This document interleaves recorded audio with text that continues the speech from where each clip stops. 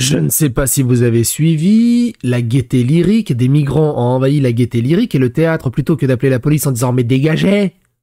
Nous, on est de gauche, on est humaniste, on va les laisser là. Ça fait 3 mois. Le personnel est en chômage partiel, ils ont plus une thune, la gaieté lyrique n'a plus une thune et Street Press obligé de dégager de ses locaux dans l'urgence à cause des violences des migrants. Ils ont littéralement vécu en microscopie ce que la France vit en macroscopie. Mais ils sont toujours de gauche. C'est hilarant de CSC. Et on va en faire le tour.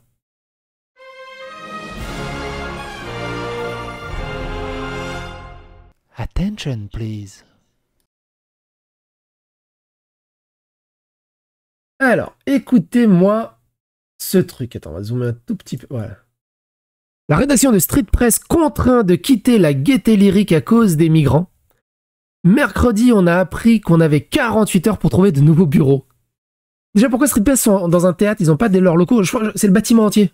T'as une partie du bâtiment qui est le théâtre et t'as une partie du bâtiment qui fait bureaux, locaux. Dans un courriel envoyé à ses abonnés, Street Press qui se revendiquent comme antiracistes, féministes, écologistes, ont encore aux côtés des réfugiés annoncé avoir dû déménager en urgence de ces bureaux situés à la gaieté lyrique, car celle-ci est occupée par des migrants. Alors, Street Press, si je dis pas de bêtises, ils sont aussi subventionnés par l'État, ils étaient subventionnés par plein de trucs bizarres, ils sont ultra woke, ultra gauche, et ils ont fait déjà beaucoup de désinformation wokiste. Mais écoutez ce qu'ils ont dit. Leur lettre, elle est incroyable. Mercredi dernier, on a appris qu'on avait 48 heures pour trouver de nouveaux bureaux pour faire nos cartons et déménager. Alors c'est le co-rédacteur en chef qui a écrit. Je rembobine l'histoire. Le 10 décembre dernier, près de 250 exilés rassemblés au sein du collectif des jeunes du parc de Belleville débarquent à la gaieté lyrique où Street Press a, ou plutôt avait, ses bureaux. Une occupation subie. Au sens où elle n'a pas été concertée avec la direction. Parce que tu vois, des fois, tu as des occupations qui sont concertées et on est d'accord, elle est jamais subie. C'est une occupation, c'est pas subi, tu vois. Après, c'était quoi? C'était Libération, je crois, dans les années 40. Quand les Allemands arrivaient à Paris, ils ont dit « Le vivre ensemble est possible. Il ne faut pas être méchant envers eux. » C'est une occupation, voilà, il faut s'assimiler. Ils avaient déjà dit ça à l'époque. Cette dernière a pourtant choisi de réagir avec humanité. Refusant l'expulsion proposée par la préfecture, on ne peut pas expulser 250 jeunes en plein hiver. J'ai pas compris pourquoi on pouvait pas. Assumait non seulement on aurait dû les expulser, mais en plus les renvoyer dans leur pays. Non, d'abord les faire travailler pour qu'ils payent leur billet d'avion et on les renvoie dans leur pays. Parce que pourquoi non plus on leur paye un billet d'avion gratuit? Si, c'est pas normal. Assumait publiquement la directrice Juliette Donadieu, qui demande au pouvoir public de proposer un relogement aux jeunes, une position évidemment soutenue par Street Press, évidemment. Tant bien que mal, l'affaire s'organise. Après quelques jours d'occupation, la gaieté met fin à ses actions publiques. Plus de concerts, plus d'expositions, plus de conférences. Les 80 salariés sont pour la plupart placés au chômage partiel, perdant au passage une partie de leur salaire. Ils maintiennent pourtant leur soutien aux exilés. Imagine d'être neuneux à ce point. Imagine le niveau. Tu regardes au fond de ses yeux, tu vois le fond de leur crâne. C'est un truc de ouf. De notre côté, on est contraint d'annuler 1 ou 2 événements, mais on peut continuer à bosser. Au quotidien, la cohabitation se passe sans encombre, mais au fil des jours, la situation s'enlise. Le gouvernement compétent sur le sujet ne propose que l'expulsion, et la mairie de Paris, propriétaire du bâtiment, refuse de se mouiller. Chaque soir, les personnes qui dorment là sont un peu plus nombreuses. Ouais, c'est pas très gai la gaieté lyrique.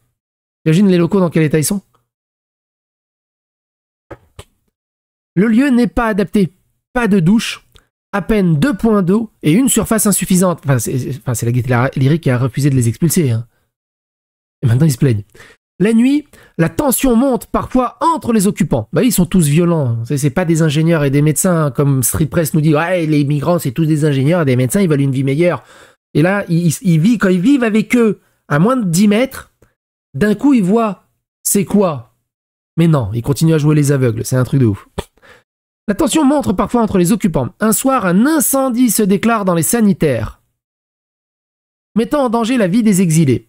Ils seront sauvés par les professionnalismes des agents de sécurité de la Gaieté Lyrique qui évacuent en quelques minutes le bâtiment et éteignant les flammes rapidement. Ce sera la goutte d'eau qui fera déborder le vase. Les salariés annoncent exercer leur droit de retrait.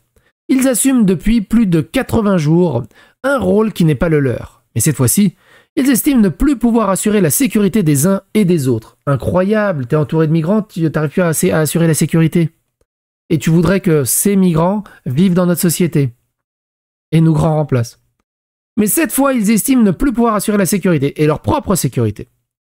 La direction en prend acte et annonce à la mairie que, si aucun accord n'est trouvé vendredi 28 février, elle suspendra la convention qui la lie à la mairie.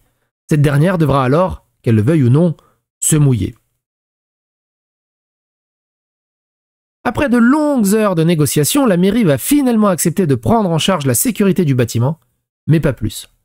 Aucune solution n'est proposée aux jeunes exilés, et les occupants doivent faire leur bagage. C'est rigolo quand Bruno Retailleau et Darmanin font le tour des plateaux. On va faire ci, on va faire ça, c'est dangereux, on va faire ci, on va faire ça, on va faire ci. Là, il y a un exemple concret.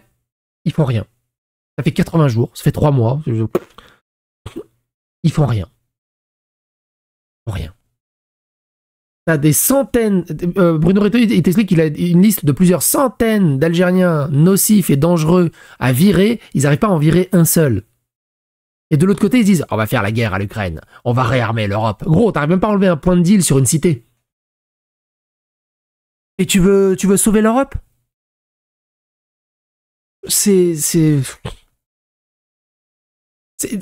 Déjà, la Gaieté Lyrique, dès le premier jour, allez, dès le lendemain, tu devrais avoir des chars Leclerc devant pour les expulser.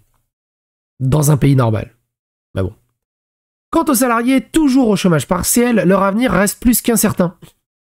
D'autant que la Gaieté Lyrique a l'arrêt depuis plus de 2 mois et dans une situation économique critique. Bref, c'est la galère pour tout le monde et la mairie de Paris qui a les clés pour débloquer la situation campe sur ses positions. Histoire de mettre un peu plus l'huile sur le feu, les élus du Rassemblement National, parce que oui, le vrai problème c'est le Rassemblement National, c'est l'extrême droite et tout ça. Hein. C'est ça le vrai problème. Et de reconquêtes qui se sont emparés du sujet, le ministre de l'Intérieur Bruno Retailleau leur a répondu en déclarant que l'essentiel de ces personnes a vocation à quitter le territoire. Et il sert à rien, Bruno Retailleau. C'est un passe-plat. Il sert à rien. C'est Raz dans Dany et Raz. Et il fait que répéter, tout le temps. Et vendredi, Elon Musk partageait même un article sur le Daily Mail, du Daily Mail sur la Gaieté Lyrique, truffé de fake news. J'aime bien, c'est Street Press qui dit ça. Selon le média réactionnaire, les dirigeants de l'établissement auraient décidé de quitter les lieux en raison des violences sexuelles. Mais là, vous avez remarqué, hein, les assos féministes... Pas de gauche, hein. Les assos féministes de droite, c'est genre Alice Cordier et tout ça, je crois ils ont dénoncé. Mais les Sandrine Rousseau, les politiques...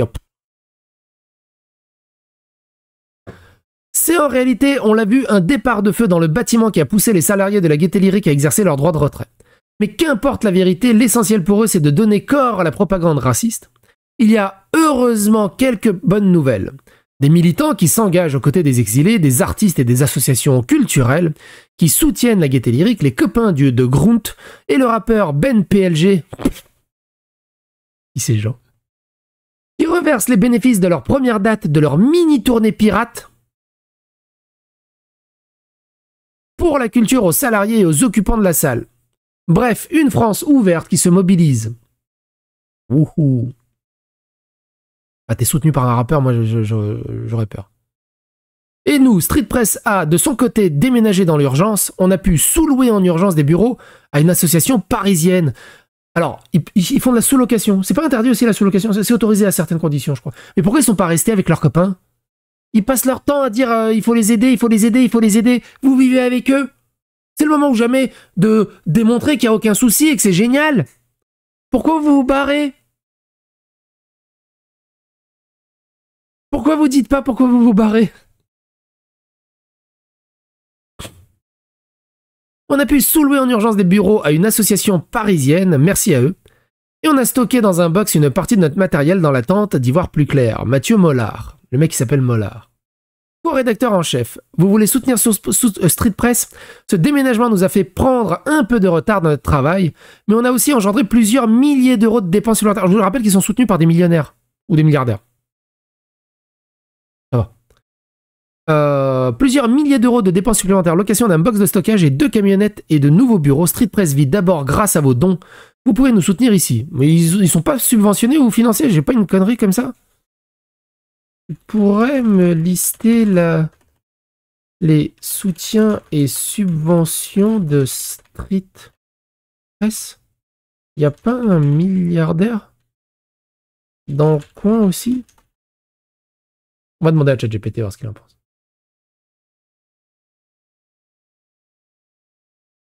Alors. Street Press est un média indépendant français qui finance ses activités par diverses sources, dont des lecteurs. En 2023, ses contributions ont représenté 36% des revenus totaux, soit 305 000 euros. Il y a les lecteurs ont donné 305 000 euros.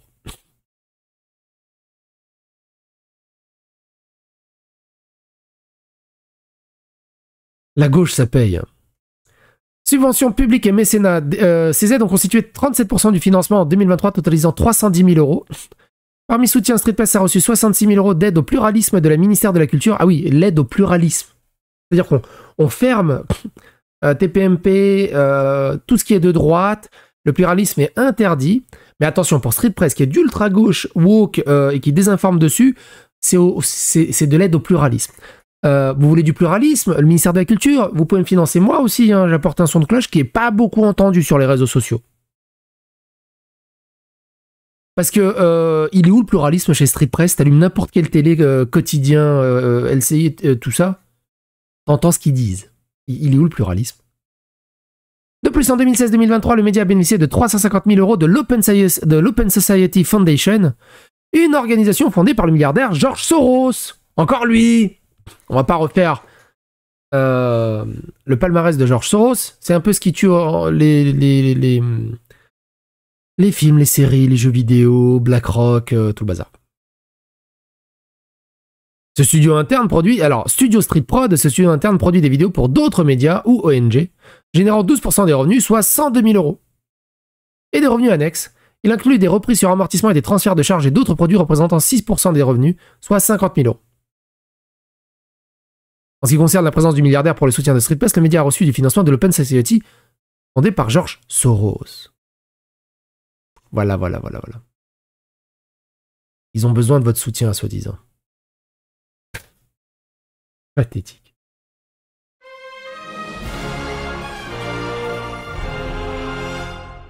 Attention, please. Pluralisme, plusieurs médias de même tendance. Oui, c'est plutôt ça. Hein. C'est plutôt ça. Allez.